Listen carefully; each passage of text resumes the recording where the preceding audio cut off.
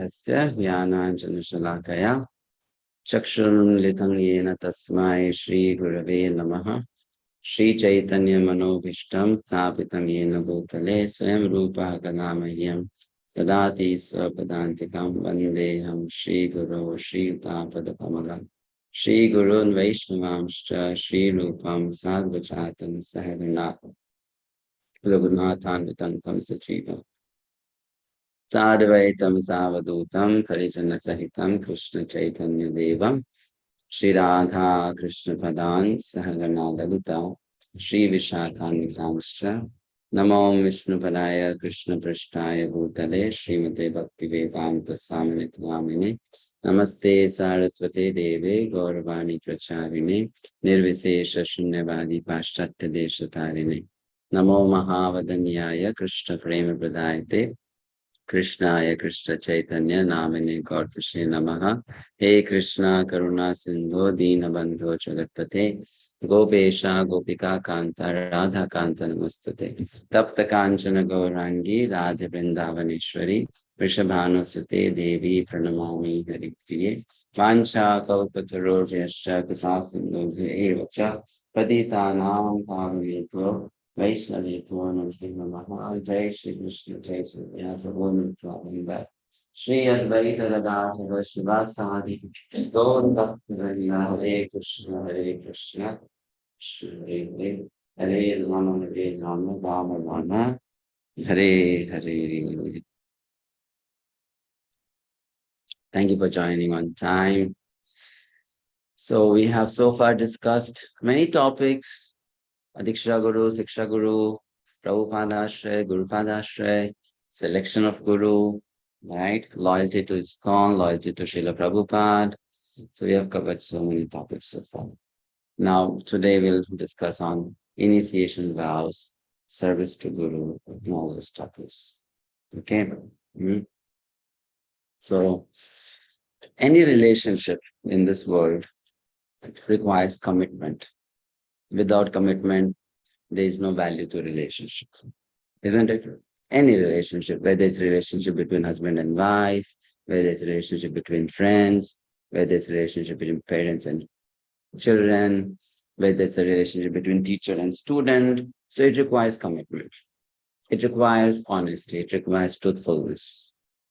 And that relationship is based on certain premise, right? Like, for example, if a husband doesn't fulfill the duties of a husband, then that person cannot expect the wife to be like a wife, isn't it? That would be wrong, because that person is not committed in his role as a husband. Similarly, when it comes to guru-disciple relationship, so the guru has commitment towards the disciples, that the guru is going to behave in a certain manner, right? And similarly, there is commitment from the disciples' end that the disciple is going to behave in a certain manner. Correct? What is the Guru's commitment? The commitment of Guru is that he will never leave the path of Krishna consciousness. He will always steadily practice pure devotional service. He will always be marching forward towards back home, back to God. He will set a good example. He'll follow the teachings very strictly and sincerely. That's Guru's commitment. Correct, isn't it? So similarly, then there is disciples' commitment, that what am I going to do in return in that relationship? So there is vows, initiation vows, that we are taking some vows because we are entering into this kind of relationship. Now those vows are actually for our own benefit. It's not for someone else's benefit. It is for our own benefit. Those vows protect us from going onto the wrong path. Those vows help us from, from always remaining absorbed in Krishna consciousness. It helps us in always remaining absorbed in Krishna consciousness. There's a statement in scriptures that Smartavya Satatam Krishna Vismartavyo Nachatu Chit, that you always remember Krishna and never forget Krishna. So the vows that we are asked to take at the time of initiation are the vows which will help us always remember Krishna and never forget Krishna. Okay. Request everyone to kindly turn on the video camera. I had told you right on day one, your presence in the class has to be fully, so please don't think that because you're joining the session, then you will definitely be allowed to sit in the examination, right? You follow all the rules which are meant for the course, so then you'll be allowed to sit in the examination. Otherwise, not. And if you don't follow the rule, then it's your duty to inform me beforehand why you are not following the rule. I hope that's clear. Fine. Otherwise, you can do IDC 10 times with simplevedas without paying any fee. I have no problem.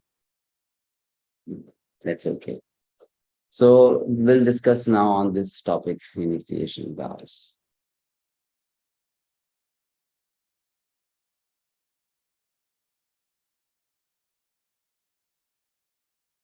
Now, what do you consider to be important? Little Millennium. Can you please rename yourself? How will we take your attendance? There's no one registered as Little Millennium. So, what do you consider to be important qualities of a disciple? What are the important qualities of a disciple?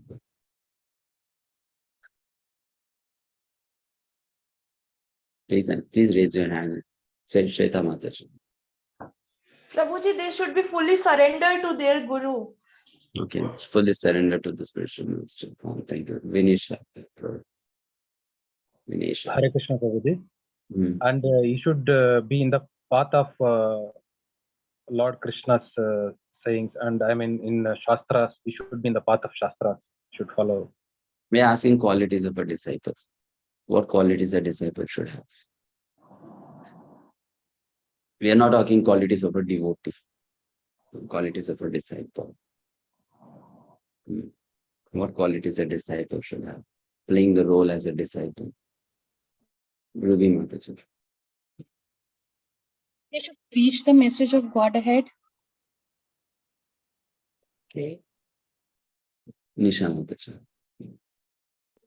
Should always ready to serve, and you should follow the 4 regulative principle as well as do 16 rounds. Harekrishna Prabhuji. Thank you. Thank you.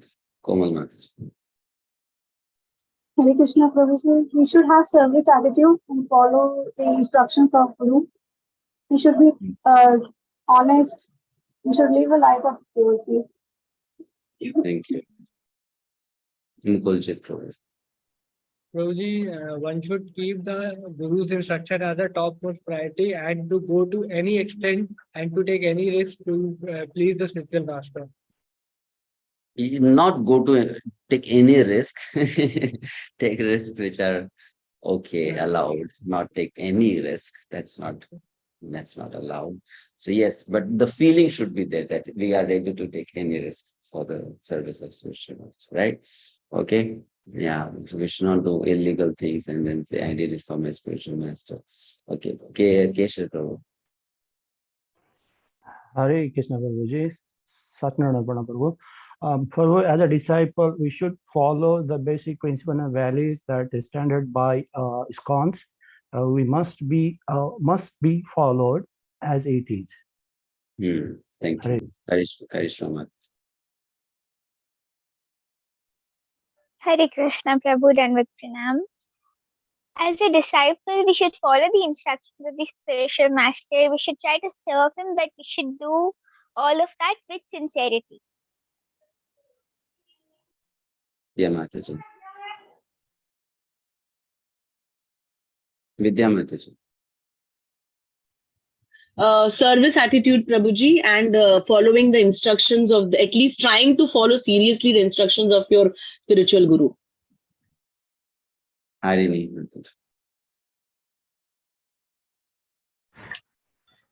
One should be sincere in their relationship with the spiritual master, surrender unto him, and follow their instructions. All right. Thank you. Manu Prabhu. Hare Krishna Prabhuji, having full faith in the instructions of Guru. Thank you, Krishna Kanpur. Hare Krishna Guruji. A disciple should be so submissive and humble that he can be ruled by the spiritual master. Anushka. He should have the desire to be disciplined. Thank you. Should have desire to be disciplined. Yes. So good qualities in a student or a disciple actually encourages the teacher or guru to also take responsibility of the life of a disciple. It's very simple. I mean, it's a simple science, and the more this is just my personal experience that I'm sharing with all of you, that the more I am doing these kind of services of teaching and doing courses and all of that, I understand that the relationship between guru and disciple or student and teacher is very much bidirectional, very much bidirectional. It's not that it's unidirectional, that I can be any kind of disciple and my guru will always remain the same.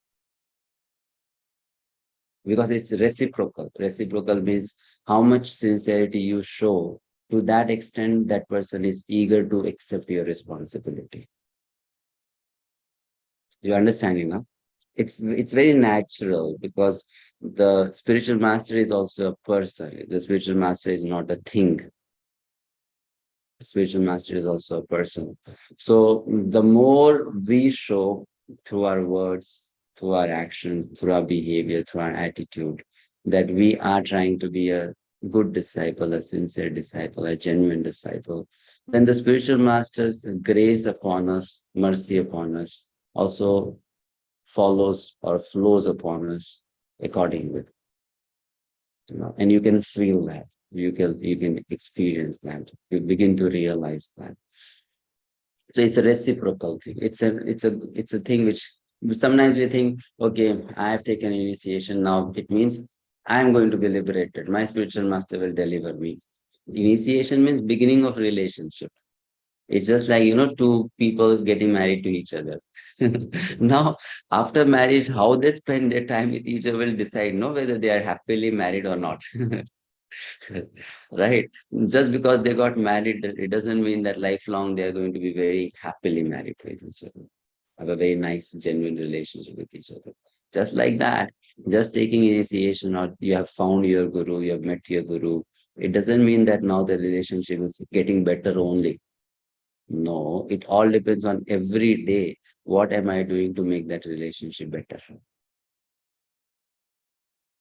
Right? Isn't it? That's the science of relationship.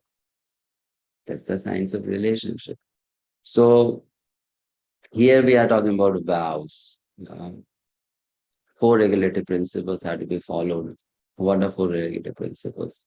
So they are no meat eating, no intoxication, no illicit sex, no gambling. So these principles are the pillars of sinful activities. I mean, not principles, these activities are actually pillars of sinful life. And these principles help us stay free from sinful life, right? So what are these qualities that they protect if you follow these principles? If you don't eat meat or eggs or any such food, then we are following the principle of daya, mercy. Not difficult to understand, right? We are being merciful. Correct? Next, no intoxication.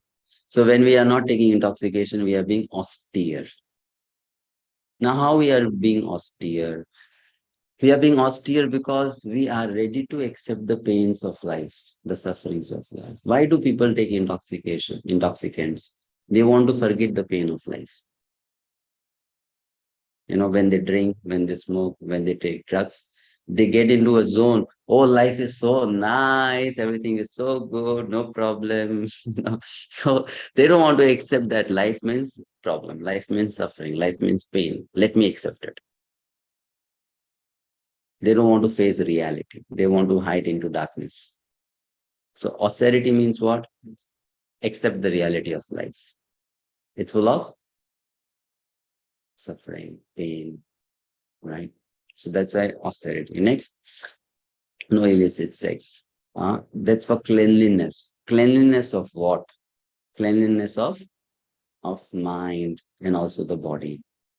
Now, when you say illicit sex, we should know what it means. It means that your mind is not overly possessed with the thoughts of enjoying on material platform, right? Correct, isn't it? Commitment in relationship is not considered illicit. When there is commitment in relationship, then that is correct. Illicit means when there is no commitment, there is no responsibility, isn't it? Then it becomes illicit. So that's wrong. And finally, fourth, no gambling. Gambling is destroying truthfulness, satya. How gambling destroys truthfulness? It's very simple. For example, I go to a casino and I pay some money. I get some tickets or I get some dice or I get anything, whatever, some card or whatever. And then I'm trying to check my luck. How much am I going to get out of it? So how am I losing the quality of truthfulness? Truthfulness means honesty. Honesty means I did this much, I deserve this much. That's called honesty. Now, when you're gambling, you want much more than what you deserve. Okay? You're putting this much effort, and in this much effort, you want so much. That's gambling, right? You buy a ticket of 10 rupees, and then you're expecting a gift of 10,000. Yeah. Or you buy a ticket of $1,000 and you're expecting $1 million. So that is not being truthful. Not being truthful. You're gambling. So these are the 4 principles which have to be followed. Now, we have to know one thing. Instead of focusing on, because different people come into Krishna consciousness from different backgrounds. For some, they have been following these 4 regulatory principles since their childhood. So for them, it's like not a big deal, right? Like many of you here might not have eaten non-vegetarian ever in your life. Possible. So will it be difficult? No meat eating, following no meat eating? No. Like my case, I've never ever taken anything like that in my life. Eggs or non-veg, nothing, never in my life. Right. So for me, when you say follow this principle, what is the difficulty? Just follow it. We are following it anyway. So now some people, for some principles are very easy to follow because that's what they have been doing from previous times. For some, it's difficult. How do we make it easy to follow? Instead of focusing on what we should not do, let's focus on building upon these qualities, which are daya, tapaha, saucham, and satya. The more we develop these qualities, following the principles will become easier. Okay. The more we are eager to develop daya, naturally you will stop eating nonsense stuff, right? Isn't it? The more you develop austerity, naturally there will be dislike for intoxication. Who takes intoxication? Weak people take intoxication. They are weak people, right? Then saucham, cleanliness. The more you desire to be clean in your mind, right, in your heart, externally, then automatically that thing will go away. And finally, being truthful. Truthful means what? I did this much, I deserve this much. I don't want more than that. Then automatically this principle is followed. Okay. So we have to, in this way, follow these vows. Let's read this. Someone would like to read this, please. Yes, Mukul, read it. Following initiation vows. It is not very difficult to follow the 4 regulative principles. These should be stopped if you will want to be serious. Otherwise, make a phrase and do whatever you like. I can't give you protection. This is not possible. So you must have to follow these rules and regulations if you are serious. Then take initiation. Otherwise, don't make a farce. Don't make farce. This is my request. Letter Srimad Bhagavatam 1.16.35 Hawaii, January 28, 1974. Thank you. So Prabhupada is saying only if you are serious to follow these principles, then you should take initiation, otherwise not. Right. Now, serious to follow these instructions. Huh? Serious to follow these instructions means what? Does it mean if I'm not able to follow them, I'm not serious? No, serious to follow means I'm trying my best to follow them. And slowly, when I'm trying my best, by Krishna's help, I'll be able to follow. That's called serious. You know? Sincerity doesn't mean that you are perfect from tomorrow. Sincerity means that you have a desire and you're putting efforts to become perfect. That's called sincerity. Right? So this is how one has to come to following these principles. And any devotee or any practitioner, and in my experience, I can tell you that if we are little serious and sincere about doing anything in Krishna consciousness, Krishna will give all help. Krishna will give all help. It's just that we have to desire that I want to do it. I'll tell you a recent example of that. We just completed Purushottam month yesterday, right? It was a very special time period. So once I was taking Bhakti Shastri class, and in the class I told the students, His Holiness Tama Krishna Maharaj, a disciple of Srila Prabhupada, said in a class that if you complete your 16 rounds before Mangalarti, I am promising you, you will go back home back to Godhead. Okay, if you do that. And if you are completing after Mangalarti, then some chances there of going back to back. So I told this in the class, and then of course when you hear a statement like this, so you may become a little morose, because completing 16 hours before Mangalarti means you must start chanting by 2:30 a.m. and then you can complete 16 hours by 4:30 a.m. right? So the students were very excited and said, we should try sometime, Prabhuji. And Purushottam Mass was coming, so I said, okay, let's do it in Purushottam Mass. We will start our chanting at 2:30 a.m. and let's see how many of you would like to join. Now, you won't believe there were devotees who just got connected to ISKCON for last 7-8 months, and they were awake by 1:30 a.m., 1:45 a.m. for 15 days. And they were started chanting at 2:30 a.m. until they did till 4:30 a.m. non-stop sitting at one place. New devotees. So why could they do it? Just because, yes, I want to do it. I will try. It's not easy. It's not easy to sleep at 11 and then get up at 2:30, or sleep at 10:30 and get up at 2:30. But from where that determination came, from that sincerity, that let me try. And you won't believe, a girl, 7-year-old girl, she joined the sessions for 2 days and she completed 16 rounds, sitting in front of camera, 2:30 to 4:30 a.m. 7-year-old girl. Right. Now, if a 7-year-old girl can be so much helped by Krishna, so big people like us, grown-up people like us, if we become little sincere, Krishna can help us also. No? So that's what is being spoken about here. Prabhupada says, be sincere, and Krishna then will help. You can follow the principles. Not very difficult. There's a disciple of Srila Prabhupada. His only is Danvir Swami Maharaj, Danvir Goswami Maharaj. So he writes, there was not a day in his life when he did not break all the 4 principles. He lived such kind of life before coming to Krishna consciousness. There was not a day. And jokingly, he says that we used to find which principle we have not broken, and we used to do that activity. So that was the condition. 4 principles breaking every day. Now, when he joined ISKCON, he on day 1, he decided no meditation. On day 2, no this. On day 3, no this. On day 4, no this. And then he says, in 4 days, he gave up 4 activities. Finish. Done. Given forever. That's determination, sincerity. Right? So when we show that, Krishna also helps. Krishna also helps. Next slide. Someone else would like to read.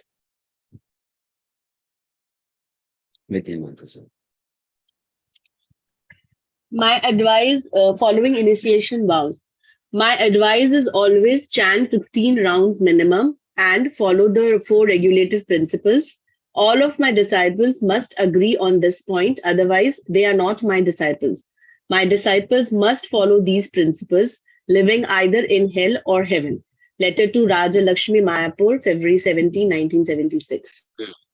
Srila Prabhupada is saying they should follow these principles, living in hell or heaven. Which means no matter what comes in life, we should try to follow these instructions. Initiation vows means chanting 16 rounds every day. Now, you might be chanting 16 rounds every day, you might not be still chanting 16 rounds every day.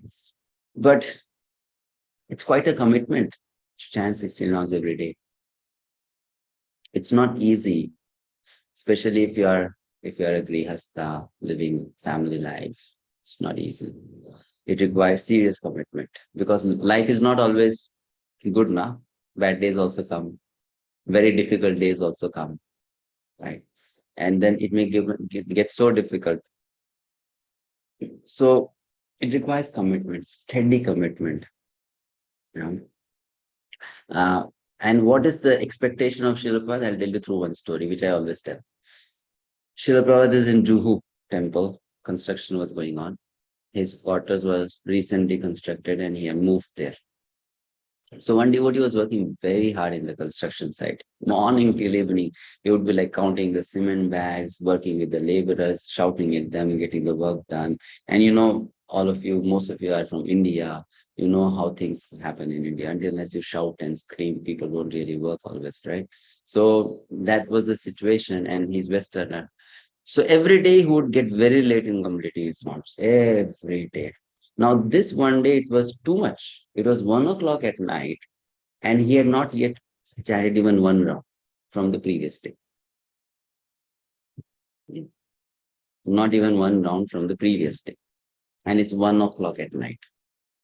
And his eyes are rolling. Like when he's standing, his eyes are rolling, So he's like, I'll fall. So he goes to his Holiness Harekrishna Goswami Maharaj, and he says, nah, today can I skip? Today can I miss? So Harekrishna Maharaj says, Prabhupada is still awake. You go and ask him,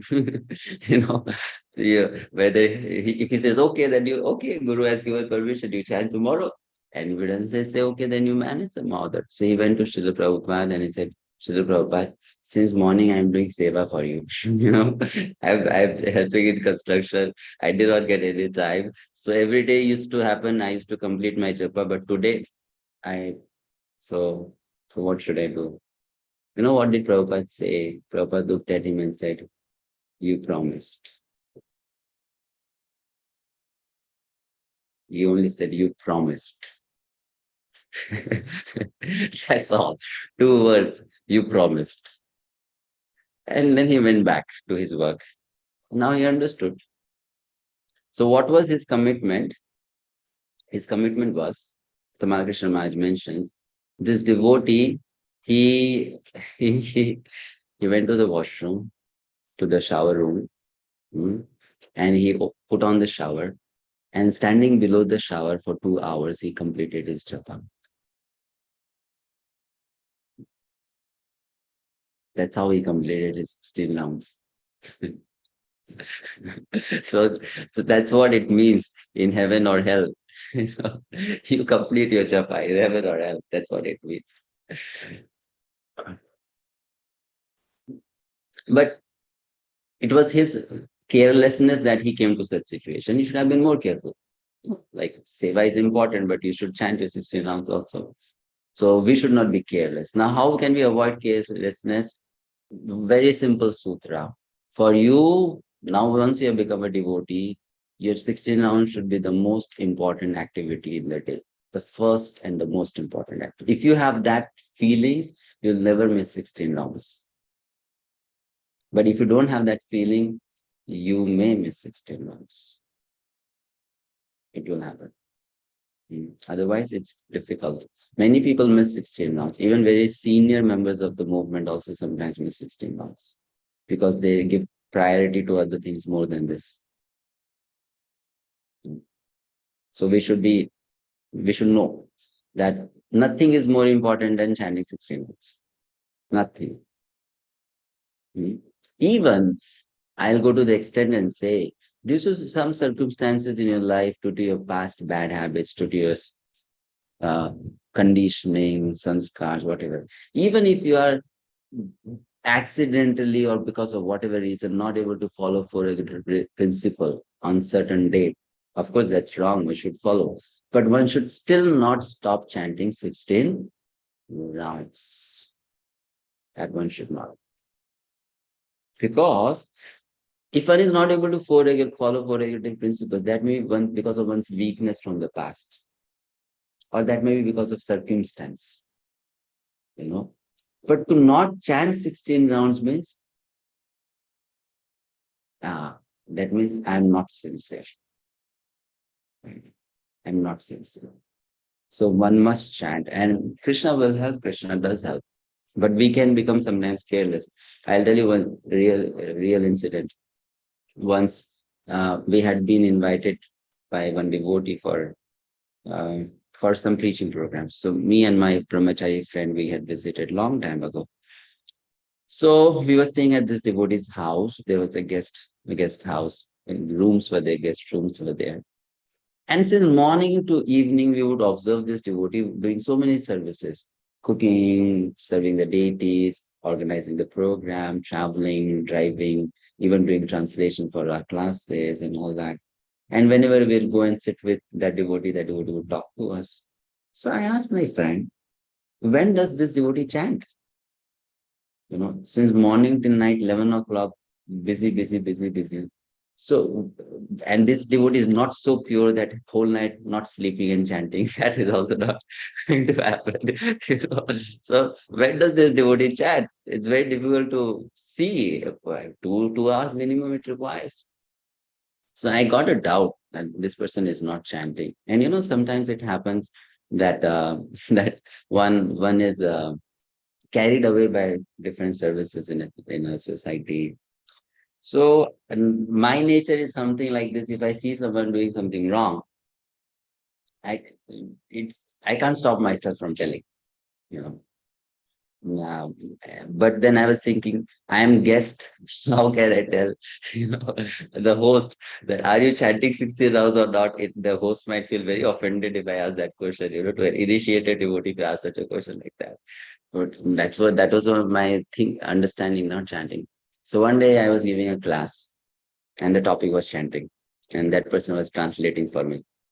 So then, not looking at that person, looking at the audience, I said, when we took initiation, our spiritual master did not make temples, distribute books, do preaching program, do this, do that. Our spiritual master gave us a very simple instruction: chant 16 hours every day. So if you are following that, then you are being a good disciple. If you don't follow that, then whatever you may do, that's not following the instruction of the spiritual master. That person was translating. Now, when you're translating, you cannot, skip the words, because you have to listen very carefully. You're going to translate. So that person heard, and that person is also going to repeat what that person heard.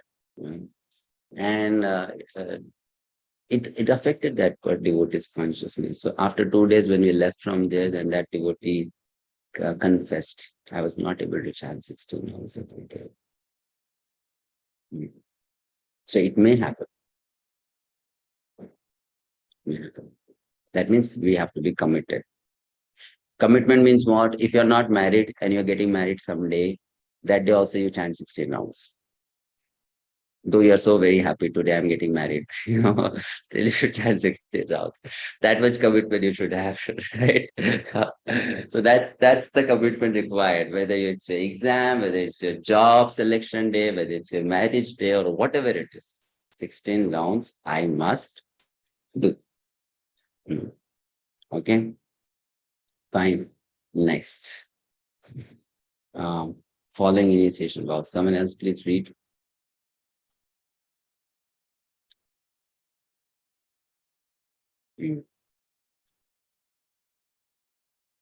Yes, Kirti Mataji.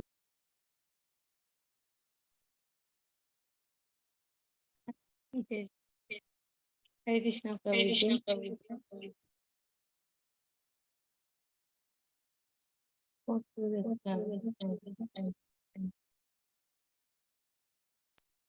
Please read Hare Krishna. Are you able to see the slide? Yes, yes. If still you are able to fulfill that promise to your Mataji, are you spiritual using two devices? Can you please use just one device? Because your voice is echoing. Okay. Please try. It's okay now. Yes, okay now. Please try. If still you are unable to fulfill that promise to your spiritual master, then what is the use of calling yourself a devotee and disciple? That is simply pretending. So you should think like this, that I have promised my spiritual master this, now I must obey him without any exception. Otherwise, I have no business calling myself his disciple. That will be your austerity or tapasya for forcing you to make very rapid advancement in Krishna consciousness. Without tapasya, there is no question of making advancement.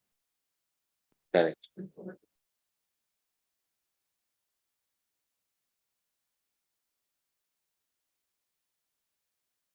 So that is tapasya, right?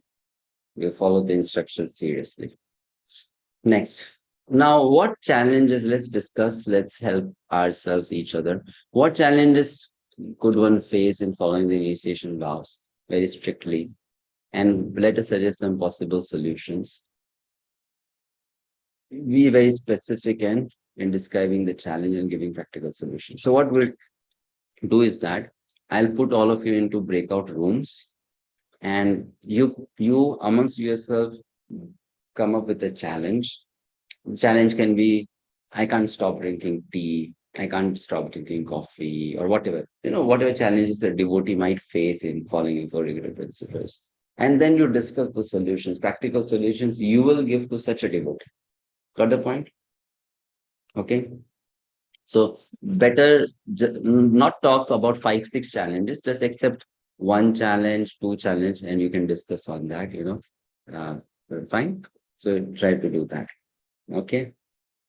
So I'll put you into breakout rooms.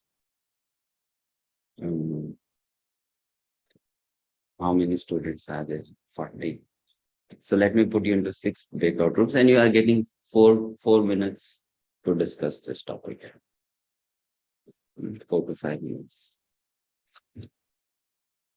Yeah, 4 minutes. Right. Please join. Request everyone to participate in the discussion, please.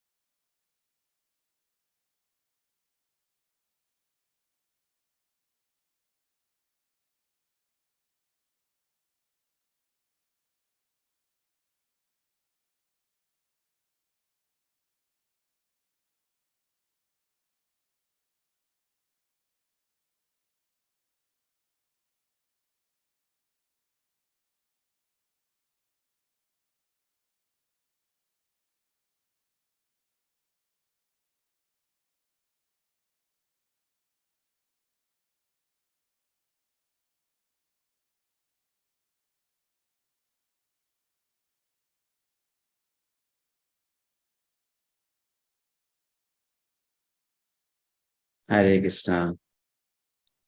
So hope you discussed, right? So did you make a group leader for each of the groups? Because not all will be able to present, right?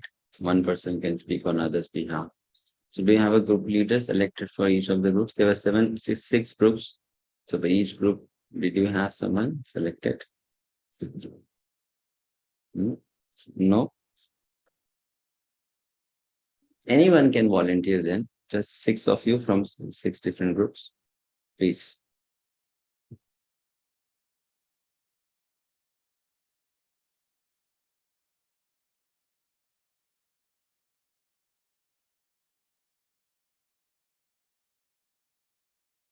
Yes, Bindu Mataji. Hare Krishna Prabhuji. The challenges what we have discussed is first is parent. Grihastha, as your Grihastha when you have children. That is a challenge too for chanting. And so that we break the two. And second thing is alternative for tea and coffee. There are some herbal drinks. That is the challenge we can So overcome. you just first tell one challenge and give the solution. Tell one challenge and then give the solution. What solutions you Parental have? care. Parental care. Children's for children. Having infants. No, what is the challenge, Mataji? Challenge be having a kids doing chanting is not that easy. So what was the Time. solution? What was the solution? Solution is when the kids are at sleep, at that time we can take them on and maybe not continuous 2 hours. We can break them 16 times. Okay, fine. Okay, so we can, if we cannot sit and chant 16 hours all at once, so we can, do that in breaks, right? That's what you're trying to do. And when the kids are sleeping, taking rest, that time we can complete that. All right, fine. Nikuljeet, problem. Only that problem we face is that getting food without onion and garlic when we are traveling or when we are staying in hostel or mess when that facility is not available. So, Prabhuji, what we can do when we are traveling, so we can carry fruits and nuts when our journey is very long duration, or when we are in a mess, so we can suggest that before putting onion and garlic, when the pulses or the dal is just in the cooked, so we can take them before before putting any ingredients like onion and garlic. Just we can remove that and the boiled vegetables before putting, so we can take that without onion and garlic food. No, yeah, we can do that. Yes, onion garlic is a challenge, so we can avoid. I always tell devotees from my experience. I also had this difficulty when I was in my college.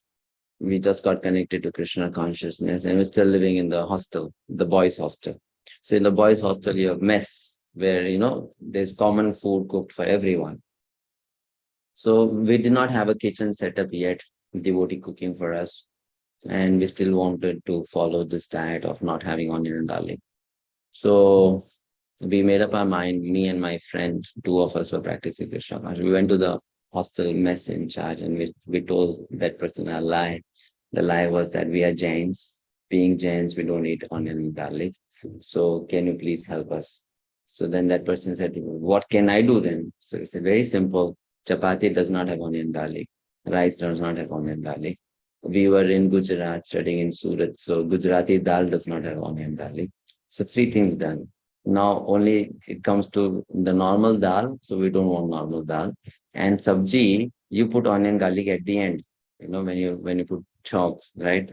Then you put onion garlic. So we were always literally at the feet of that person and said, please help us that before you put that chalk in the sabji, two katoris, 2 bowls of sabji you remove for us. That's all. That's the only favor we are requesting you. And that person said, okay, no problem. We'll do that for you from tomorrow. Done, right? And they used to keep two katoris of sabji without onion and garlic. And the interesting thing was, everyone had to stand in the queue to get their normal food. And because for us it was a special food, we were allowed to sit on the table and the food will come to us, So our friends started asking us that why you don't have to stand in the queue, we have to stand in the queue, and for you the subji comes on your table, everything comes on your table.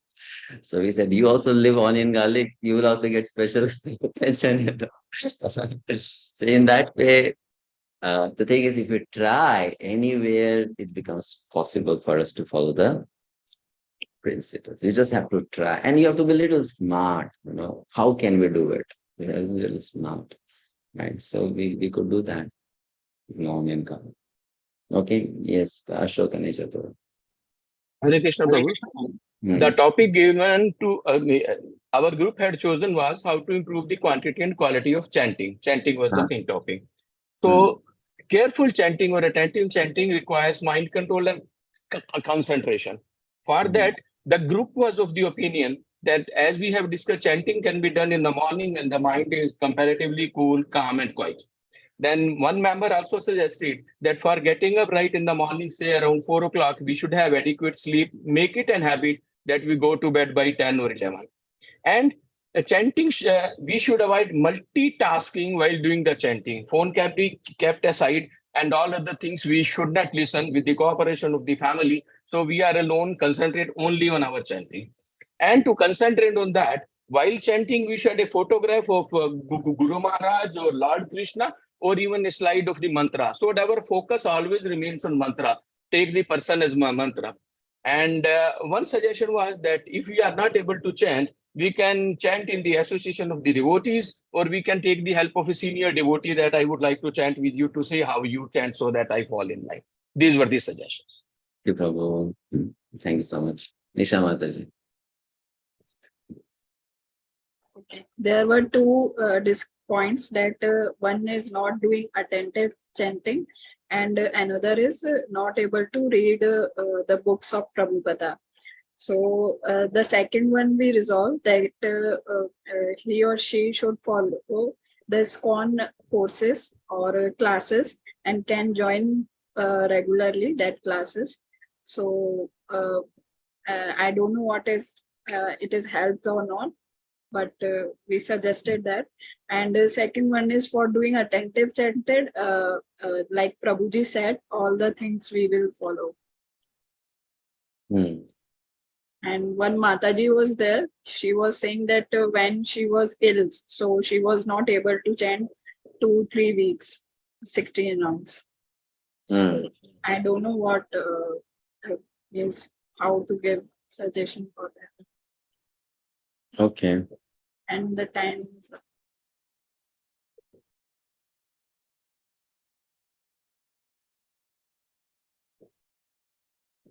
When we are sick, we're terribly sick, then sometimes it may be, yes, practically difficult to do, but still we can try our best. Like you know the situation of His Holiness Kadam Kanan Swami Maharaj. Kadam Kanan Swami Maharaj was in his last days. We know he was suffering from cancer. And he would still try to do 16 rounds. And his own spiritual master, His Holiness Jayadvaita Swami Maharaj, told him that, why are you troubling yourself? It's okay, you don't have to chant 16 rounds now. Your consciousness is already completely on Krishna. So still at that situation, Kadam Kanan Maharaj told his spiritual master, please give me any other instruction, but don't give me this instruction. That I should not chant Krishna now. I should not chant 16 rounds. Said, I have promised, and till my last breath, I'll be, chanting 16 rounds, right? So this is how we have to, at least try, sincerely, we should try. Even if you are sick, at least put your hand in the bead bag. That I'm trying Krishna. Not that I'm sick, okay, I'm sick. No, you at least put your hand in the bead bag and you try to roll some of the beads, chant Krishna. Then if you're sleeping, you're fainted, you're unconscious, that's okay. But that attempt should be there. Okay. Next. Okay, I think we're done with all the points. So Let's move on. Can someone please read this slide?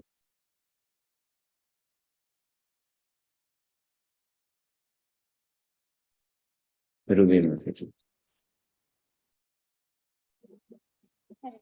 Purifying process is in the heart. According to the Vedas, there is a certain regulation that if one falls down from his exalted position, he has to undergo certain ritualistic processes to purify himself. But here, there is no such condition, because the purifying process is already there in the heart of the devotee, due to his remembering the Supreme Personality of Godhead constantly. Therefore, the chanting of Hare Krishna, Krishna Krishna, Hare Hare, Hare Rama, Rama Rama, Hare Hare should be continued without stoppage. Bhagavad Gita 9.31. Thank you. Exercise question. What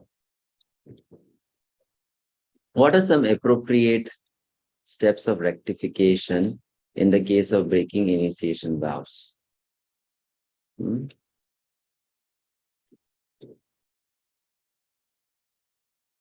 Anushka Majas. The devotee who is not able to follow the vows properly, he should first consult some devotee, some senior devotee whom he believes that he will give good guidance, and then try to follow his guidance in all the 4 vows, and how in which way he can get away from those things which are causing him fall down, and in which way he can do those things which will be better for him to follow these vows. The guidance of the devotee is very important. What else? What practical steps we should do? Manu Prabhu. First of all, the devotee has to go to his guru and confess about his not following the vow, whatever may be the reason. He must confess and then pray to Guru Maharaj and Shri Krishna for giving strength.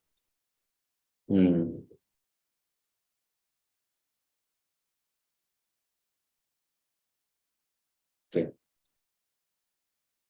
Nisha Mataji.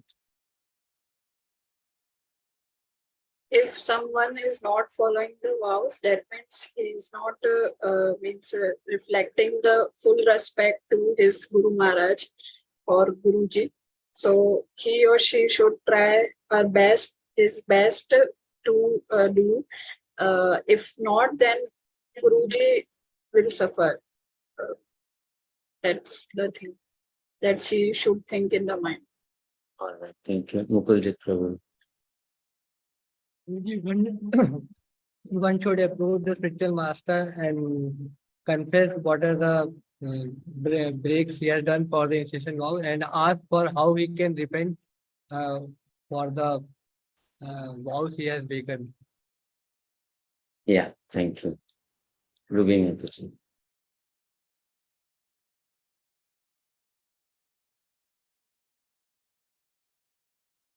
Cannot hear you much. Unmute yourself. Ruby Mataji from contribute something. Harekrishna Prabhuji, we should inform our spiritual master and seek the forgiveness, and we should try our best to improve our mistake by again strictly following what regulative principle we have read. Ashok Prabhuji.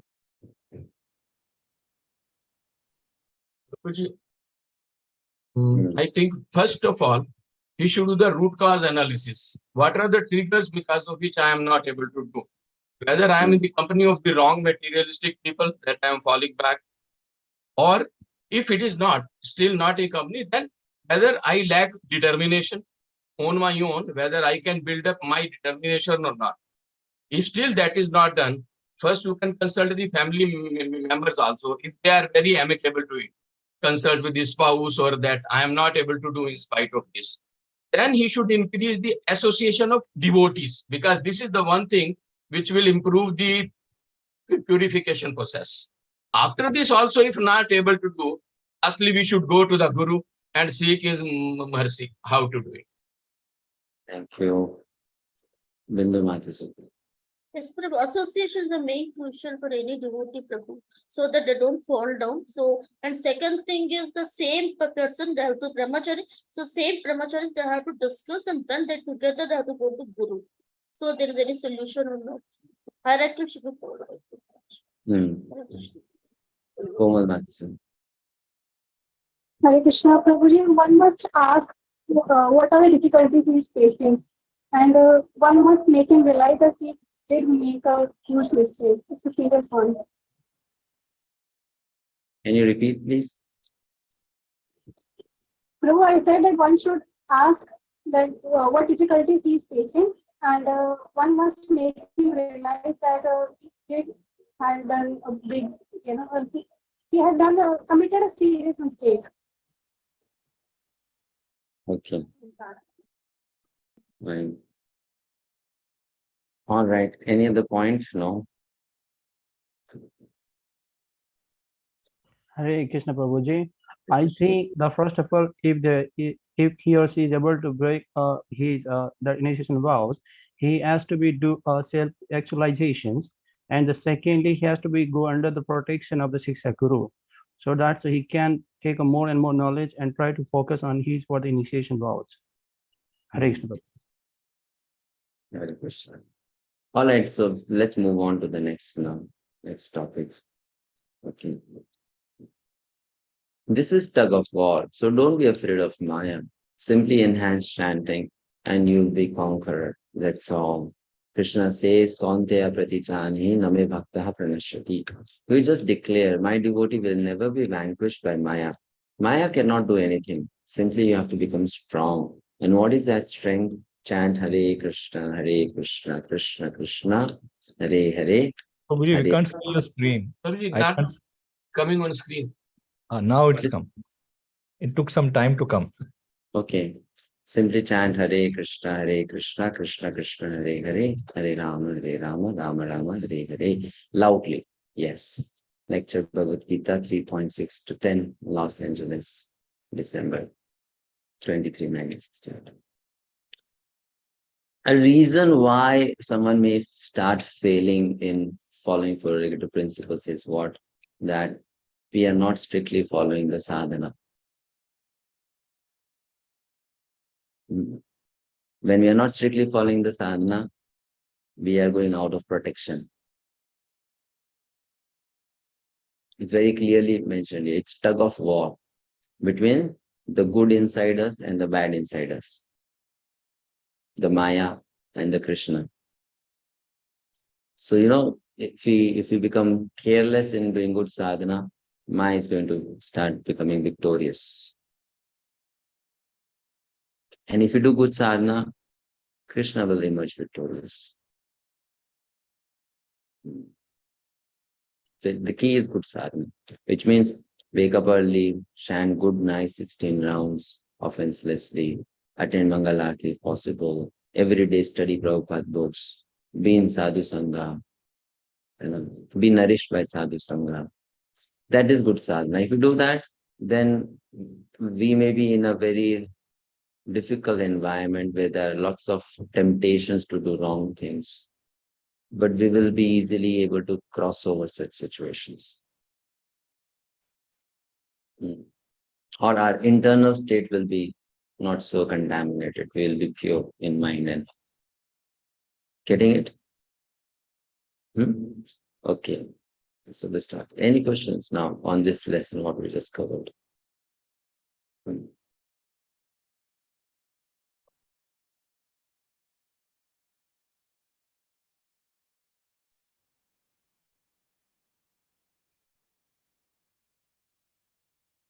Any lesson?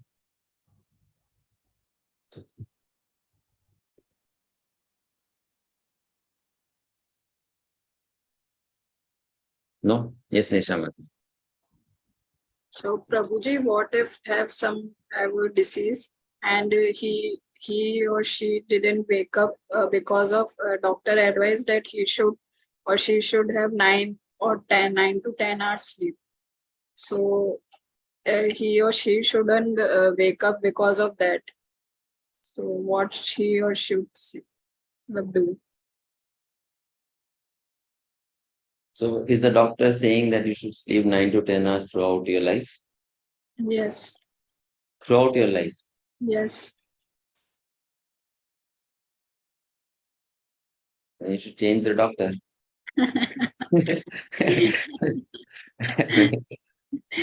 then find some other doctor.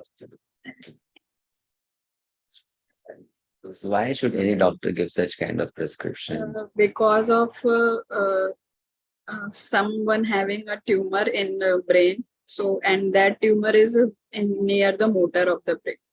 That's okay. Now, let's say someone is in such a situation, if that person is still sleeping for 10 hours in a day, and that person has a tumor, which means that person does not really have long time to live. So, fine, 10 hours gone for sleeping, no problem. Remaining 14 hours, practice Krishna consciousness, nothing else. Okay. I mean, if one is already in such a situation, then what is left in life to do? Correct. Can you chant for 14 hours to practice Krishna consciousness? If someone practices Krishna consciousness for 14 hours, then during those 10 hours of sleep also that person will be Krishna conscious only. Yeah. Right? That's okay. No problem. Such situation is a different situation. Vination. Hare Krishna, Prabhuji. Prabhuji, share trading will also be considered as a gambling, Prabhuji? Shares, stock market trading. Stock market, yeah. It depends. Are you doing stock market as a trade, or you're doing it as a play of luck? Trade means what? You purchase some shares and you keep them for some time, and then you go and look at the current price of those shares, and then you sell them after a couple of months or a year, whenever you find there's an increment, right? Then there is no problem. But if you're a whole day in front of screen, this gone up, this gone down, this one has now invest in this, purchase this, sell this, whole day it's going on like that, you're playing with it, then it is gambling.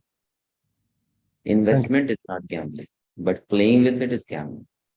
Thank you, Prabhuji. Understanding it? Because what is stock market? It's a play of numbers only, no? Yes, Prabhuji. Either you do it in the stock market or you do it in the casino. It's just a play of numbers. Yes. Right, isn't it? So Yes, if Prabhuji. I'm playing that thing, then it's gambling. If I'm not playing, okay, you purchase some shares after 6 months. Now there's an increment of good amount of money, you sell it. That's called trade. An investment. That's okay, no problem. Thank you, Mukul's problem. Prabhuji,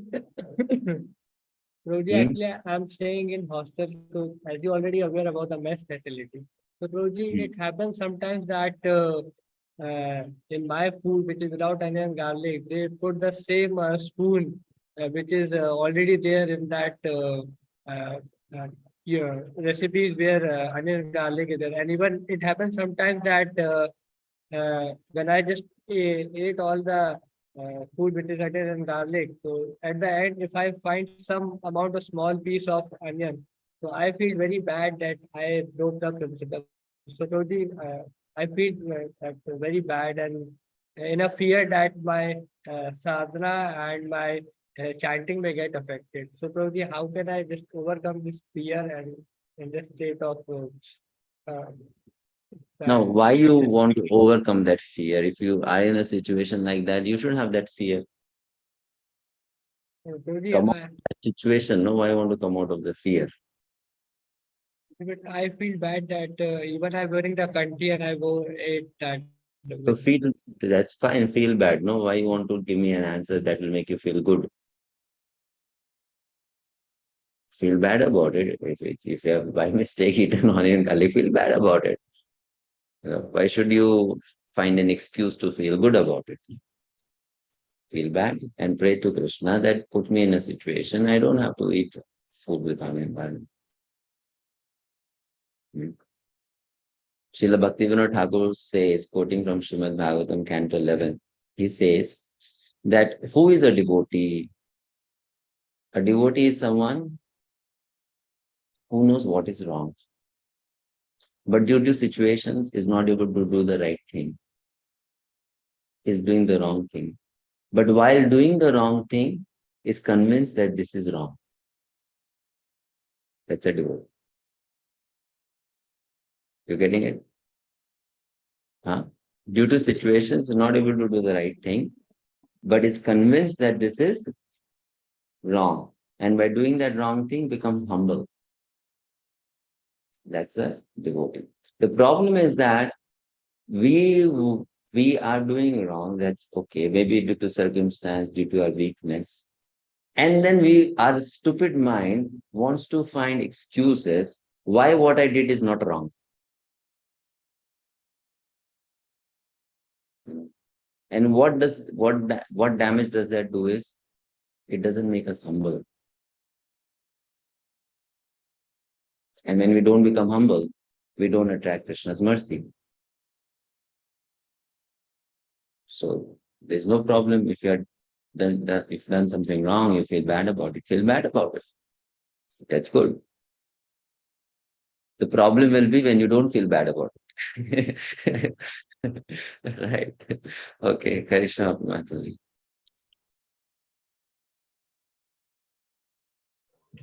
Hare Krishna Prabhu. So, what devotees suggest to neophytes is that when you're new to Krishna consciousness, you should start chanting from one round, and then slowly and gradually you can keep on increasing. And there are even a few devotees who can start chanting 16 rounds when they are new. So, is it okay to keep on increasing slowly, or should we just jump onto 16 rounds? It's fine. I mean, it depends on who you are and what you can practically do. Some people can take time to come to 16 rounds. Some people can just immediately do that. It depends. Depends on person to person. That's okay. Let's not think about others. Whatever our nature is, as per that, whether you are able to do gradually or you're able to do at once, just follow that, accept that. And for others, let them decide how much they can do, how they can do. Some people need But time. then when it's Huh? Then we feel bad sometimes with Prabhupada's instruction to chant 16 rounds and we're not chanting. Yeah, so then feel bad. No, what's the problem? Why you should feel good? Feel bad.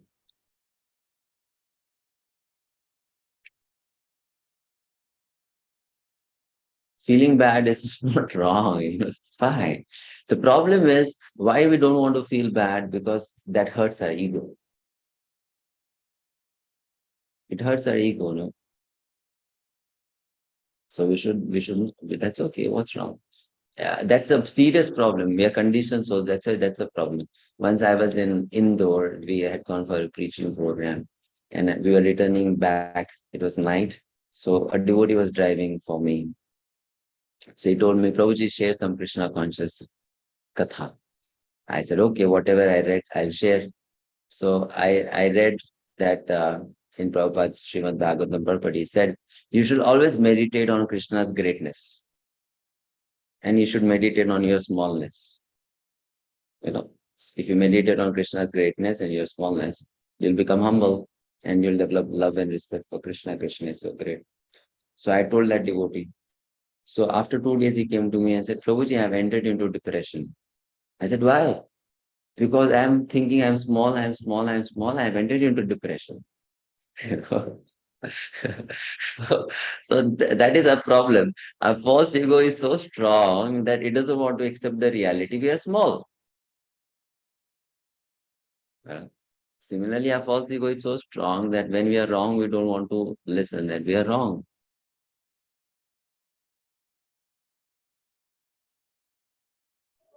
So let us make a false ego.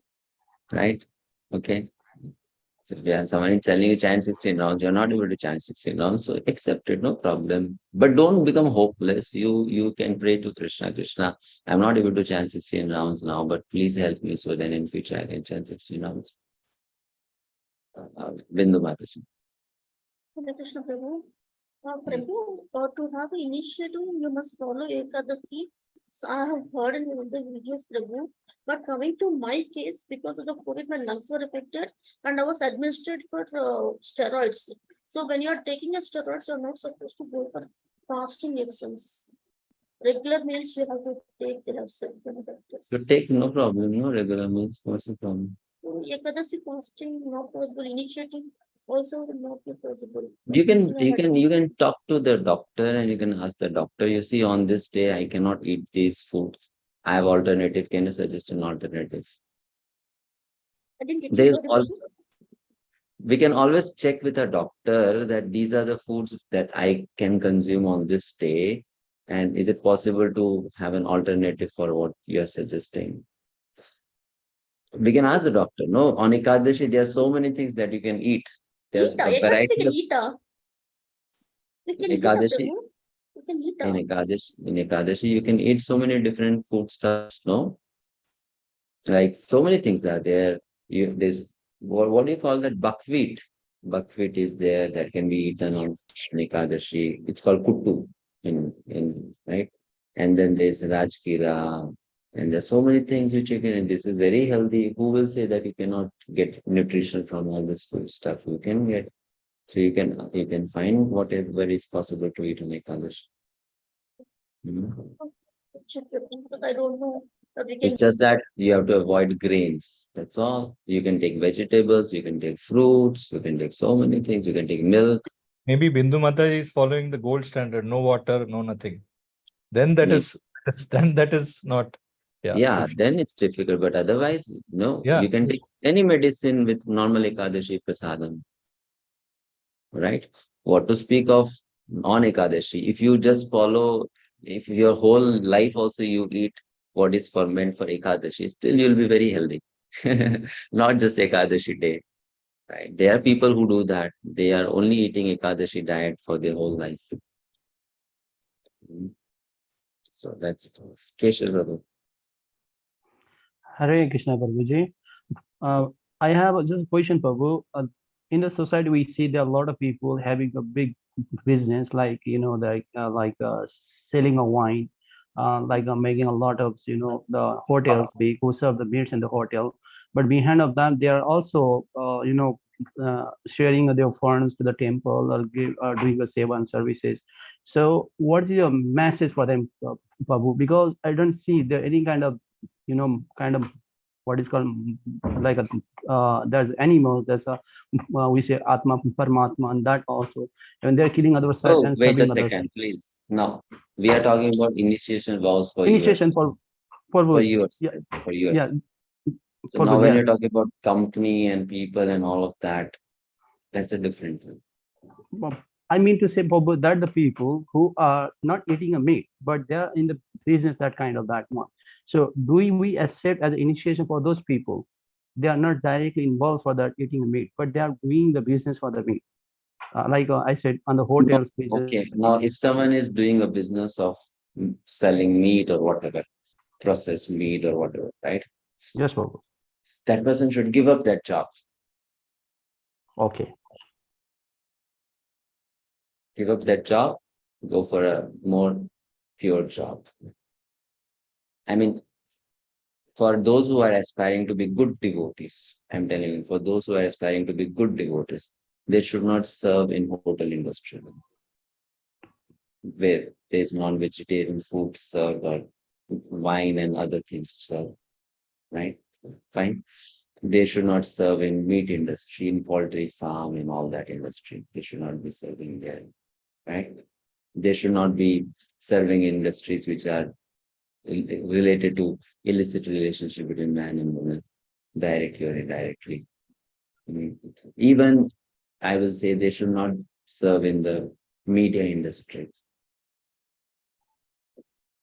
So they should stay away from all these industries. Go for a clean job, a decent, clean job. Why? Because the kind of people you work with, the environment you work in, it's all going to add to your consciousness, no? Yes, Prabhu. It will add to your consciousness. It will affect you. Now, why should we, on one end, trying to live a pure life, on the other end, you're lighting the fire and putting water on? Should not do that. Should not. And Krishna will give us ways to find, Krishna will help in due course of time. Harekrishna. I was explaining to this to a group of devotees, Bhakti Shastri students. So this is my understanding. If the problems in life for you are the same as that for a non-devotee, what is the benefit of being a devotee?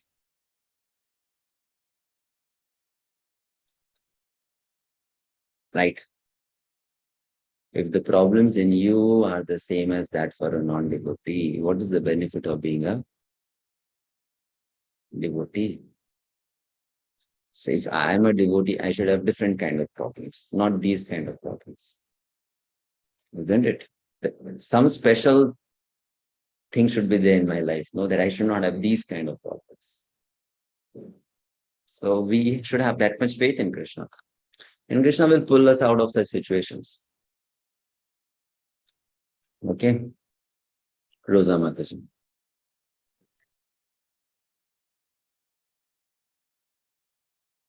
Rosa Mataji. Vidya Mataji. Prabhuji, how much time should we take to complete one round of japa? I mean, when I initially started around 7 to 8 years back, it used to take me 7 to 8 minutes. With passage of time, either my tongue has got accustomed or what, I am not sure. It has drastically come down to almost 4.5, 5 minutes now. Yeah. And I have recorded my this. You see, we should neither chant in a way that we're taking too much time. Neither we should chant in a way that we're taking too less time. Okay. Okay. It's not about whether you are able to chant in 5 minutes and still your chanting is very clear and perfect. It's not about whether you are able to pronounce every single word. That's not the only thing that decides the quality of chanting. What decides the quality of chanting is when you are chanting, you are able to relish the act of chanting. When you hear Krishna Nam entering into your ears, you are able to feel the sweetness of Krishna's name. That's the point. Now, if I'm chanting so fast, then am I experiencing Krishna Nam? I might be able to do it in a very nice manner, accurate manner, that every single word and syllable I'm pronouncing, it's all clear. I'm not missing on any single word. I'm not missing on any mantra, 108 mantras in 5 minutes or 4 minutes. That's okay. But am I relishing that act of chanting? Am I really, really feeling the sweetness of Krishna's name, the protection in Krishna's name, the dependence on Krishna's name? If I'm not feeling that, what's the point to complete my japa and my mala in 4 minutes? Got it. Right? So, when you are sitting down to honor prasadam, either you can take 2 hours to just finish one meal, or you can swallow the meal and finish in 2 minutes. Right? Both are wrong. What is the right way of honoring your meal? Every single bite you put in the mouth, you relish that this is Krishna Prasada. Similarly, when I'm chanting Hare Krishna, Krishna Krishna, Hare Hare, Hare Rama, Rama Hare Hare, I should be able to feel the sweetness of every single name. Oh, this is Radha Rani. Oh, this is Krishna. Oh, this is Krishna. This is their name. Let me taste that name. Let me at least try to taste that name. So then I cannot chant in 4 minutes. I cannot chant so quickly. I'll take time. Okay. And if I'm taking too much of time, that means Hare Krishna and my mind went somewhere. Then again Hare Krishna and then my mind somewhere else. Then again Krishna Krishna and then my mind somewhere else. Right? So that's also wrong. Okay. Yeah. Rosa Mataji. Hare Krishna Prabhuji, I have a question. My question is, how can I avoid difficult situation so I can keep doing chanting 16 rounds? I go into a temple, ISKCON temple, don't feel it's not so convenient there. Sometimes they ask me make bhog, other ways on Ekadasi they fast and wake up the whole night. Or sometimes I think this seva in this ISKCON temple is not good for me. I distribute books, Harinam Sankirtan, that's better for me. But I didn't find that balance. Mataji, I'll find. Whatever you're doing, that's all extra. First of all, 16 rounds. Any seva you're doing, Harinam Sankirtan, book distribution, this, that, whatever, that's nice, but not at the cost of chanting 16 rounds. So first find time to chant 16 rounds, then do something else. You know? And how difficult situation, how should I avoid that? Difficult situation like what? If they ask me or phone me, can you help in the temple do seva, this and that? And I think this is not so good. So if someone is asking you for help and seva in the temple, you tell that devotee, I have to still chant my rounds. Let me complete my rounds and then I'll do the seva. Okay. You see, we have to first of all understand, until unless I am chanting Krishna Naam, Krishna will not accept my seva. Okay. Why? Because if I'm not chanting Krishna Naam, I'm not qualified to serve Krishna. So first, I need some qualification to serve Krishna, no? Yes. Now, how does that qualification come? By chanting Krishna's names. Okay. If you want to experience it, do some seva without chanting the holy name and do the same seva after chanting the holy name. You'll find so much difference in the quality of your seva. Okay. You hear a Bhagavatam class before chanting the holy name, or you hear a class after chanting the holy name, you'll see so much difference. I'm telling you personally, if I don't chant my 16 rounds and I sit to give a class, that class is not so good. But if I have completed my 16 rounds and then if I sit to give a class, that class is much better. So if a devotee comes to you, says, seva is there, you say, I have to chant. Let me chant, then I'll do seva, no problem. Okay. Yeah. Yeah, I understand. Thank you, Prabhuji. Yeah. If we don't do chanting and hearing, our seva will just become karma, not bhakti. It will just become karma, free karma. I mean, free seva. That's all. You know. But that will not be bhakti. There are many people who are ready to do voluntary free seva. Right? Isn't it? That's different. Bhakti is different.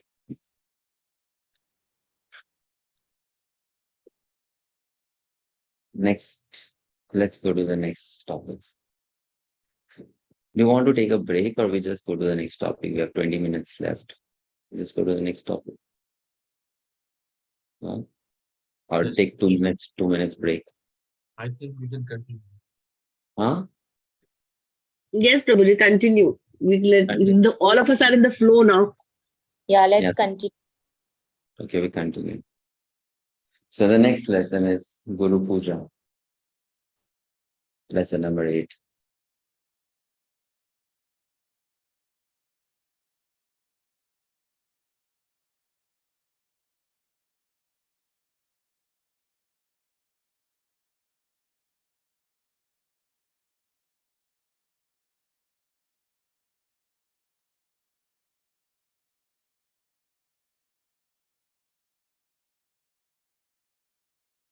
Why do we worship the Guru?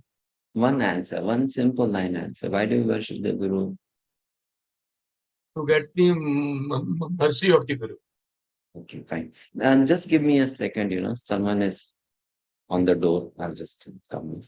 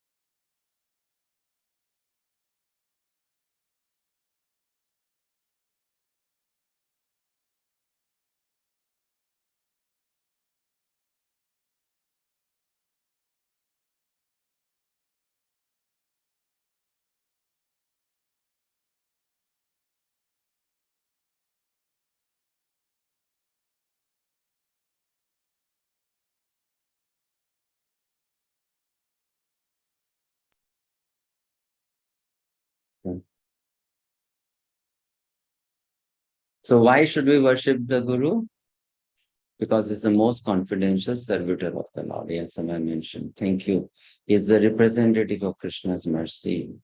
He's representative of Krishna, so we should worship. Right? Seeing that person as very special, dear devotee of Krishna. So we should worship.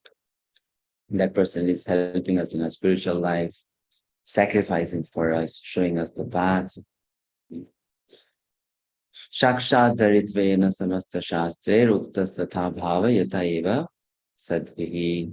The spiritual master is honored as much as the Supreme Lord because he is the most confidential servitor of the Lord. Shri Shri Guru Ashtaka, verse number 7.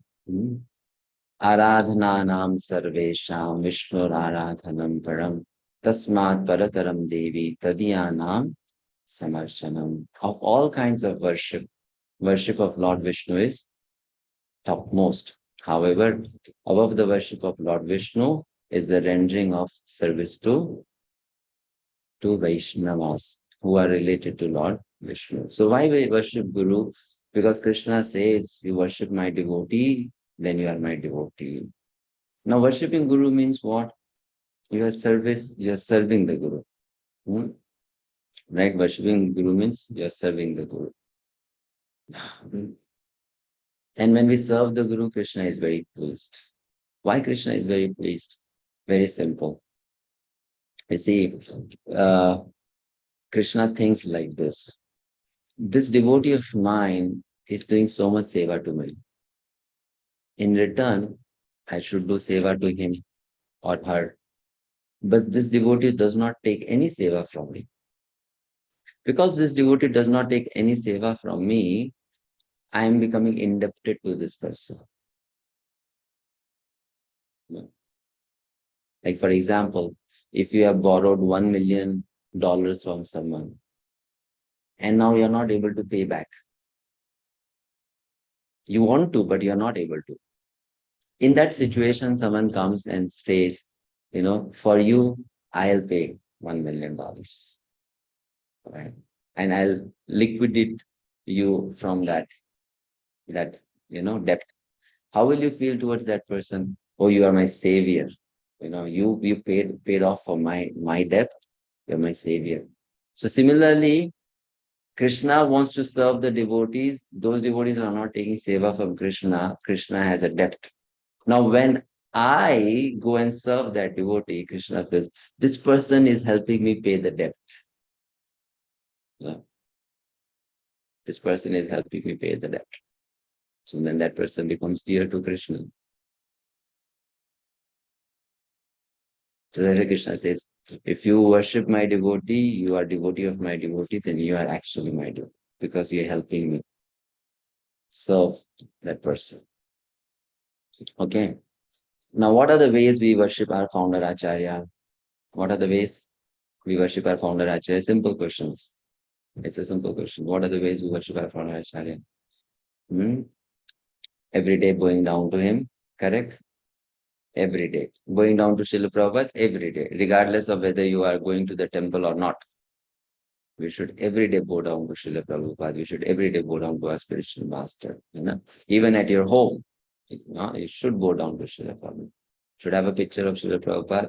As soon as get up in the morning, you got fresh, ready. The first thing is go and bow down in front of Srila Prabhupada. Beginning of the day. Whether you're in temple or whether you're at home. Right?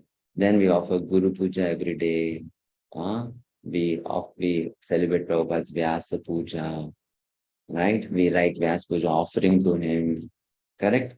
We do his Arati. We chant his Pranam mantras. So like that, we call him His Divine Grace, founder Acharya of ISKCON. In that way, we worship him, respect him.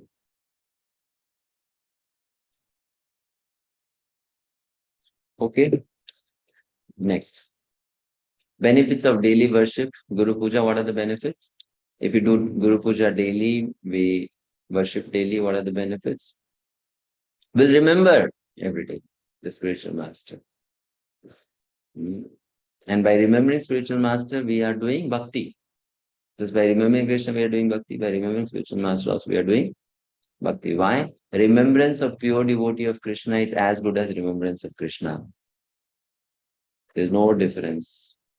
So let's say during someone's death, if that person remembers Prabhupada, may not remember Krishna, will that person not go back to Godhead? Will go. Will go. Right, will go. So if we are doing daily worship, daily pranams, we are daily remembering Srila Prabhupada. Correct? Next. So this Guru Puja which we are doing, it is not self-aggrandizement. It is real teaching. You sing daily. What is that? Guru Mukha Padma Vakya Arana Koriya Aikya. Bas. This is translation. I tell you frankly, whatever little success is there in this Krishna consciousness movement, I simply believed what was spoken by my Guru Maharaj. You also continue that. Then every success will come. Every success will come. Now, how do we do worship of ISKCON Gurus? You can read this from page 43. There are some laws passed by ISKCON, how we can worship our diksha guru, So some rules are there that we do not worship them the way we worship Srila Prabhupada. Every day Guru Puja we don't do, right? And we do not really celebrate the Vyasa Puja in the temple hall. We do it in a separate place, in a separate hall, and all those things are there. But why those rules are made? Just to keep the difference between the founder Acharya and the Acharyas below the founder Acharya. Externally, you have to keep some difference, no? Like to give an example, if there is an asana on which Prabhupada's Murti is sitting, so no devotee in ISKCON can have an asana higher than that. Correct? Now this is an external thing, but we have to do that external thing. No? That's how we are keeping Prabhupada as the highest. Right? So these are few external things, etiquettes, rules of etiquettes that are to be followed, and that's given in the handbook. You can read them. Some reflections about attending a Vyasa Puja ceremony. Have you attended any Vyasa Puja ceremonies? Prabhupada Vyasa Puja or the Vyasa Puja of some other spiritual master, initiating spiritual master? Yes, right? So what happens when we attend such Vyasa Puja ceremonies? Our heart becomes full of gratitude. We begin to appreciate that devotee more than before. So it's very nice to attend such programs. And should we attend Vyasa Puja ceremony of just our own spiritual master? No, any Vaishnava is there. There's Vyasa Puja ceremony. If you get a chance, go and offer respects and hear about the appreciation of that Vaishnava. It will help us to develop attachment towards Vaishnavas, towards sadhus. which is not wrong. So this is again very, very essential principle to be followed in spiritual life. Hear about Vaishnava's glories. Vyas Puja. Herein lies the secret of Shri Vyas Puja. When we meditate on the transcendental pastimes of the Absolute Godhead, we are proud to feel that we are His eternal servitors, and we become jubilant and dance with joy. All glory to my Divine Master, for it is He who has, out of His unceasing flow of mercy, stirred up within us such a movement of eternal existence. Let us bow down at His lotus feet. So this is Prabhupada's Vyas Puja. It's wonderful. He says, you see, when we meditate on the transcendental pastimes of the Lord, we are proud to feel that we are His eternal servitors, and we become jubilant and dance with joy. That line itself is so much full of happiness. That why you should be happy because you worship Krishna. And Krishna is such a special person. You should be happy. Now, for example, if any special person comes to your life, you feel so happy. Oh, this person has come to my life. I know this person. I can sit and talk to this person, sit with this person. I can talk to him. I can express my feelings to this person. I had an appointment with this person. I met this person. This person did an autograph for me. So for small, small things, we become so happy. So why should we not be happy that Krishna is there with me? And Krishna is such a nice God. That's what Prabhupada is saying. The spiritual master brings that joy to us. All glory to my Divine Master, for it is He who has, out of His unceasing flow of mercy, stirred up within us such a movement of eternal existence. I don't know how many of you are dreamers. I mean, dreamers means those people who like to dream. I don't know. But in your childhood days, you must have been dreamers. I'll fly in the sky, I'll have wings and I'll fly in the sky, or I'll do this or I'll do that. So we did watch such dreams, but as we grew up, then we understood that these things don't exist, right? Let's come to reality, let's come to the ground level. But then there's nothing wrong to dream in the right sense. What is that right sense? I can have a life which is full of happiness in a place called Golok Vrindavan, where I don't have to die. I don't have to take birth again. So Srila Prabhupada is saying, dream like that. And that kind of dream has been made possible in our life by whom? By the coming of spiritual master who brought us the knowledge of Krishna. Isn't it? His Holiness Loknath Sai Maharaj, once during a Disciples Day festival of Srila Prabhupada, said, before Prabhupada came to our life, no one told us what? That you can dance with Krishna, you can sing with Krishna, you can eat with Krishna, you can play with Krishna. No one told us. Said, because Prabhupada told us that, Prabhupada is special for us. Why? Because He's made us see those dreams which we never saw. Isn't it? He gave us ambitions or aspirations which we never had.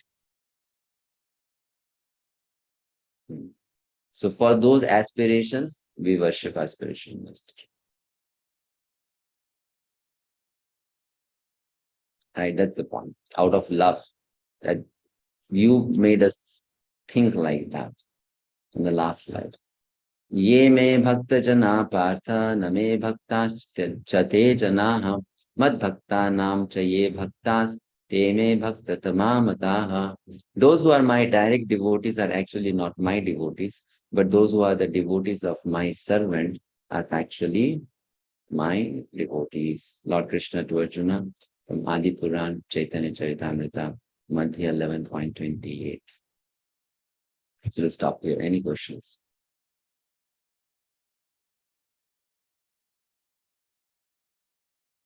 Prabhuji, one question is regarding the test where you're writing questions and you had said, and it said pass. So will it be that each test pass or it is the total thing which we calculate? Sorry. No. The first test, I got a pass, but you had said the total, all the tests together. Which test? You did a quiz yesterday? Quiz, yeah, the quiz. So you got pass. Fine, good, no? No, that's okay. I mean, I'm not, but you said the cumulative thing is taken for the pass. Yeah, we'll take cumulative thing over. So, but each pass also is a good thing. That means you'll pass the whole thing that way. yes, that is also true. Okay, thanks. That was only class. Okay, Mukulji, problem. Prabhuji, you have recently said about the Vyas Puja. So, Prabhuji, in 2020, you have attended the Vyas Puja of His Holiness Bhakti Damodar Swami Maharaj. And at that time, it was COVID, but you have arranged all the arrangements. So, Prabhuji, what services and what are the consciousness at the day of Vyas Puja for our Guru Maharaj? What are the? What should be our consciousness while doing the services at the day of Vyas Puja? Well, our consciousness should be the same every day, because we are not devotees for one day, right? So, our feelings for the spiritual master should be every day. Vyas Puja is just a day when you express it openly, publicly, right? But our love, our commitment to spiritual master is every day. Only for a disciple who is actually committed every day can really celebrate Vyas Puja day. So if we are disciples like that, then on Vyas Puja day, you will naturally feel like glorifying and serving the spiritual master, and remembering him, offering him all the, respects, gratitude, with feelings. It's the simple thing is this, Prabhu, that how much do we relish and cherish what we have received from our spiritual masters? How much do we value it?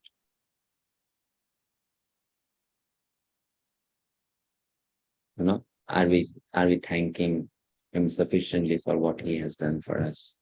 What knowledge he has given us? What path he has showed us? What help he has provided us?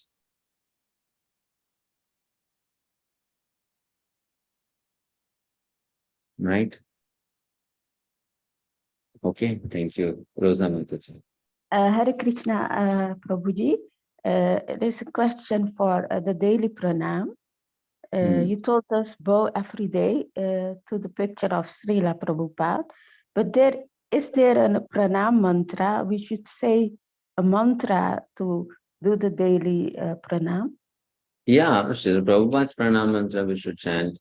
Namo Vishnupadaya Krishna Prishtaya Bhutale Srimati Bhakti Vedanta Swaminiti Namah. This mantra I do when I chant the 16 round, but in the morning before. Please try to understand, this is pranam mantra for Srila Prabhupada. Now you can chant this pranam mantra before you chant Hare Krishna Maha Mantra. You can chant this pranam mantra when you go in front of Prabhupada's picture. You can chant this pranam mantra anytime during the day. But when we are offering pranams, we must chant this pranam mantra. Okay. You can even chant this pranam mantra anytime, walking on the street, going to bed, that's okay, because we should remember our spiritual master throughout the day. And pranam mantra is a way of remembering the spiritual master. Correct, isn't it? So when you are going down in front of Prabhupada, you chant this pranam mantra. Before you are chanting Hare Krishna, then also you can chant, no problem. You are taking blessings of Srila Prabhupada. Let me start my chanting now. Okay, great. Yes, Mataji. Okay, thank you. Thank you. Ruby Mataji. Prabhuji, can we chant the pranam mantra of the Guru Maharaj with whom we are inspiring? Can we chant the Pranam mantra of a Guru Maharaj with whom we are aspiring? Yeah, we can chant. What's the problem? No problem. We are already aspiring. You have taken shelter, so you chant the pranam mantra. Okay, thank you, Prabhuji. We can chant. See, remembering any devotee is not dangerous. So, there's no harm. You remember a devotee of Krishna, there is no harm. right? We remember a devotee of Krishna, we'll get the qualities of that devotee of Krishna. So what's wrong? People remember all sorts of people. So let's remember devotees of Krishna.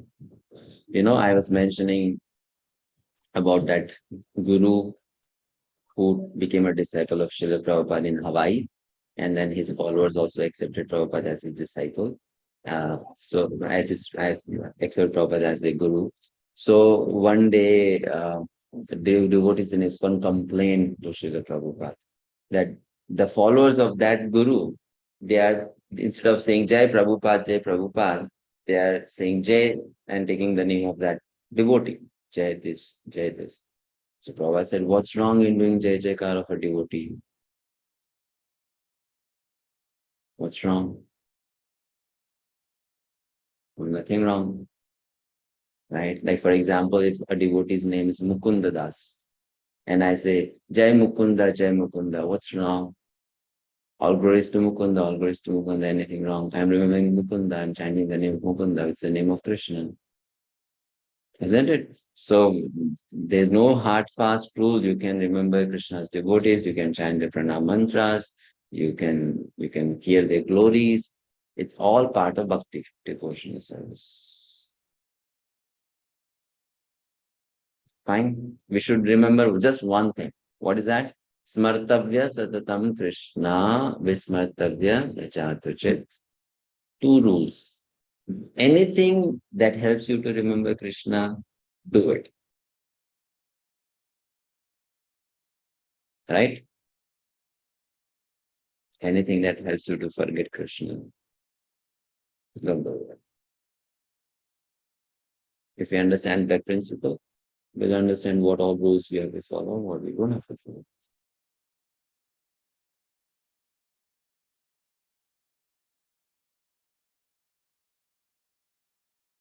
Right? Okay, Mukulji.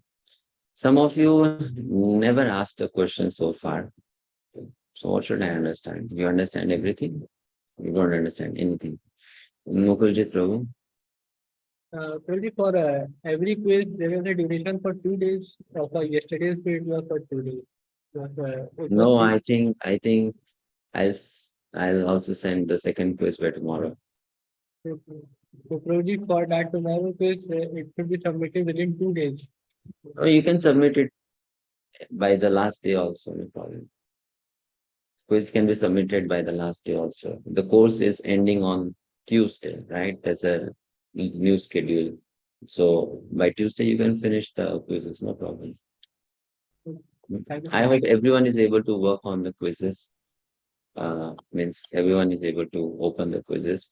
I have shared the link in the group. When you click on that link, first of all, you have to log in the website. Log in using your username and password. Only after you have logged in, then you'll be able to use that link to go to the quiz. Okay, if you're not logging in, then it will not take you to the quiz. So you must first log in. And how do you log in? You did log in, you did register on the website. So you must remember your username and password to which you registered on the website. Right? Okay. So any difficulty in using the website? No, right? You are able to easily use it, correct? I didn't see the new schedule because I thought it is from Monday to Friday. Actually, it's a working week for me. And I am in Germany, so I'm kind of forward.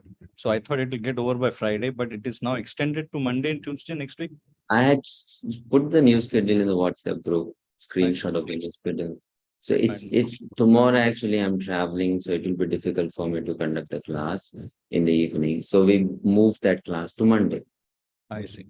And then exam we have put on Tuesday. Okay. Yeah. So sorry for the inconvenience, but if you cannot manage to attend on Monday, you watch the recording, no problem.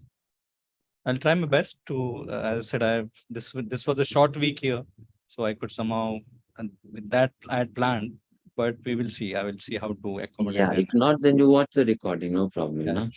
sure. Okay. Because you have this rule that if you miss 2 classes, then all this. Did you miss already the classes? No, I didn't miss any class. So it's okay. One class you can miss, no problem. Okay. So Megha Mataji.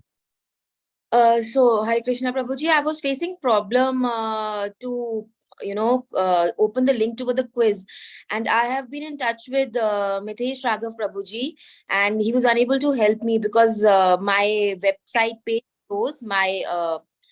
shows that I have not been enrolled for any class, and I'm attending the class itself. Oh, Mataji, you have been registered. You have been enrolled actually. Yes. On the website, it is there. You have enrolled for the course. Did you log in? First of all, I'm asking, did you log in? Yes, Prabhuji, I logged in, and I've sent the screenshot also to Mitesh Raghav Prabhuji. So that's why he said that I should talk to you regarding this, because So he was. we'll speak on about it tomorrow morning. Call me around 10 a.m. We'll resolve the issue for you. Okay. Prabhuji. Thank you. Vidya Mataji. Prabhuji, I wanted to inquire about the exam only on Tuesday. It's an open book exam or a closed book The exam? closed book exam. Okay, and we'll have MCQs or subjective answers? Have subjective answers. This is the MCQ is first paper Prabhuji had sent. MCQ is the quizzes, no, which we are already doing, correct? Right. But the exam which is on Tuesday, that's a closed book. I've already shown you, the questions from which you may get the questions. The question bank is already been shared. So that's subjective. Oh. Okay. How long will it be and same time will it be on Tuesday? Yeah, same time.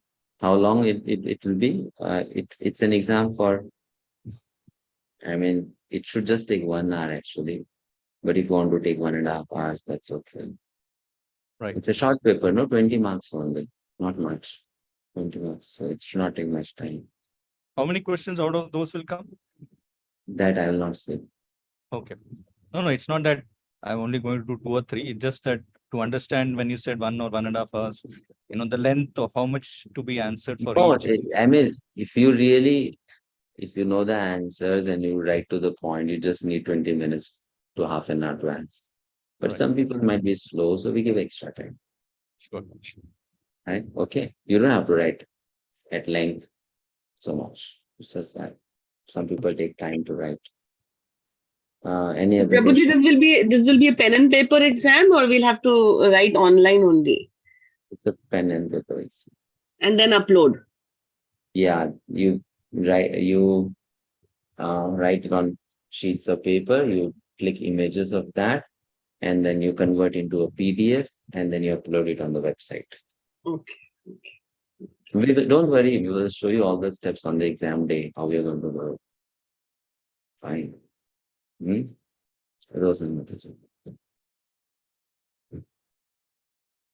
So there is no class tomorrow. You are traveling. Yeah, of course, no class tomorrow. Monday is the final in a way, and Tuesday is the exam. Yes. Okay. Thank you so much.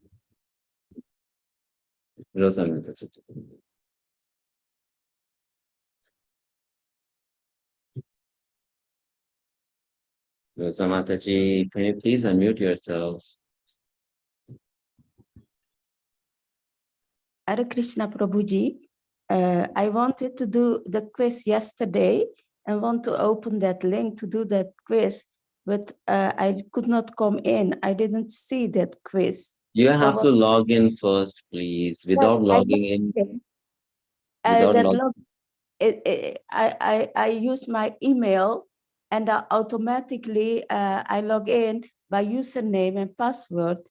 But I have so many username and password, so I hope it was correct. But I will. It's not about you hope it is correct, Mataji. You must remember the username and password, no? If you have forgotten it, then just go to the website, click on forgot password, and then it will redirect you to change your password. All those things are there. If you forgot your password, then you click on forgot password. Then it will help you to rechange your password. Then you again try to log in with the new password. So if I have the right username and the right password, then I automatically the link will open to me to answer the quiz. No, once you have logged in, then you click on the link again, it will take you to the quiz. Oh, okay. I will try next time. Or I have already shown you the steps on day one. No, even after you have logged in, go to courses, go to ISKCON Disciples Course, go to continue learning. From continue learning, go to the lesson plan section, and then from there go to quiz one. It's there, part of the recording. You have to. I mean, I request the students. You just have to be little attentive what we are showing in the class and follow the steps. Then things will be done. So important. Prabhuji, I just wanted to know that since we have given the MCQ test for Unit 1 and the final written exam is going to be on Tuesday, so what about Unit 2, 3 and 4? That all these 3 exams will be conducted on Monday itself, the MCQs?